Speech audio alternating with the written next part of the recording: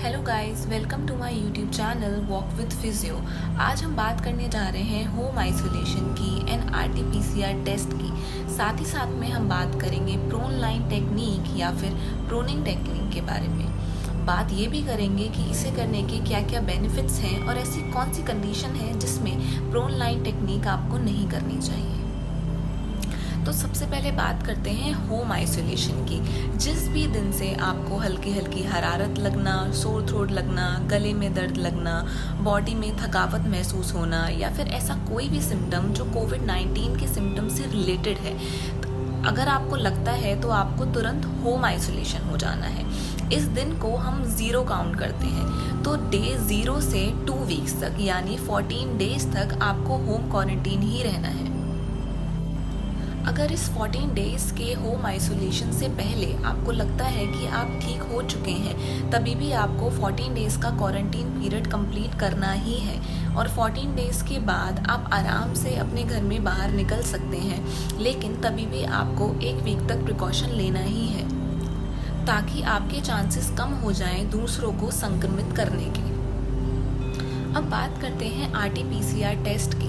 अगर आपको कोविड-19 के कोई भी सिम्टम्स लगते हैं तो आप तुरंत आरटीपीसीआर टेस्ट कराएं। आजकल के टाइम में जो कि आरटीपीसीआर टेस्ट इजीली अवेलेबल नहीं हो पा रहा है और उसकी रिपोर्ट आने में भी 48 से 72 आवर्स लगते हैं, तो आपको ज़रूरी है कि आप तुरंत आरटीपीसीआर टेस्ट कराएं, क्योंकि अगर आपको हॉस्पिटलाइज होने की ज़रूरत पड़ गई तो आपको तुरंत एडमिशन ले लेंगे अगर आप पे कोविड पॉजिटिव रिपोर्ट है। आरटीपीसीआर टेस्ट वायरस के आरएनए को डिटेक्ट करता है। अगर आपको कोविड-19 के कोई भी सिम्टम्स हैं और आप आरटीपीसीआर टेस्ट कराते हैं तो आपका टेस्ट पॉसिबली पॉजिटिव आएगा।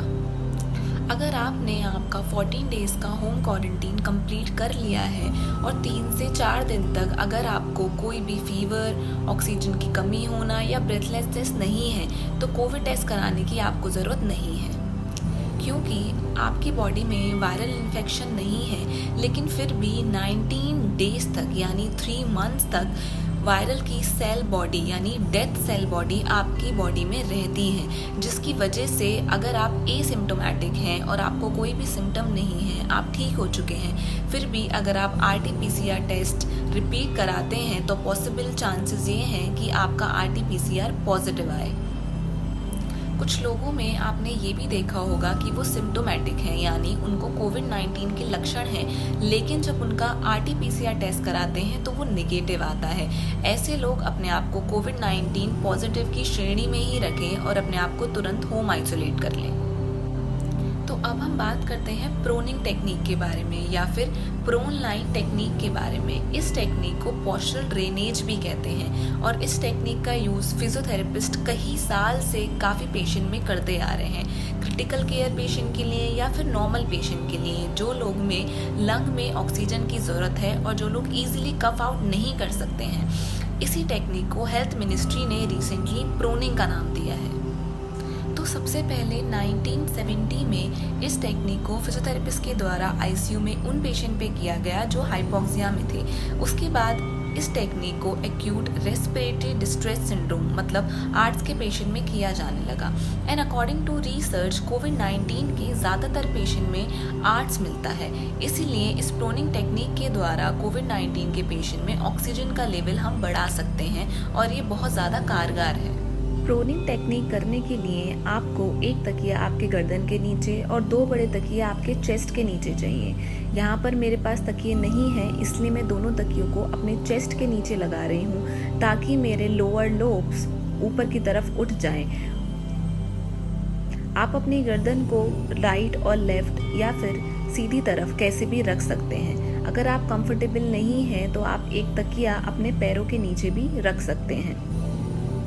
आप इंश्योर कर लें कि आप इस पोजीशन में कंफर्टेबल हैं, क्योंकि आपको इस पोजीशन को 30 मिनट्स के लिए ऐसे ही रखना है।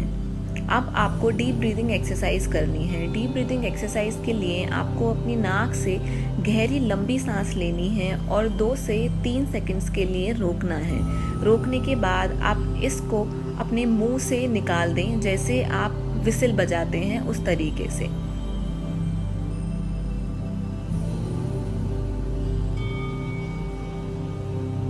दूसरी टेक्निक को हम हफ कफिंग टेक्निक कहते हैं। इस टेक्निक के लिए आपको नाक से लंबी गहरी सांस लेनी है और सांस मुंह से छोड़ने की जगह आपको हफ करना है। इस हफिंग को आपको 3 बार करना है और चौथी बार में नाक से सांस लेने के बाद आपको कफ करना है।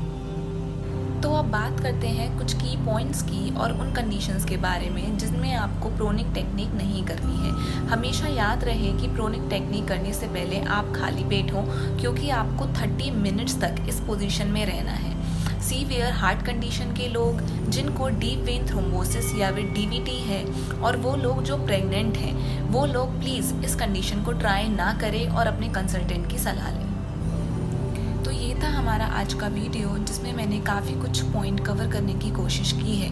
अगर आपको फिर भी कोई क्वेरी है तो आप हमें कमेंट सेक्शन में बता सकते हैं। And don't forget to follow the channel for more information. Stay fit, stay healthy and fight corona.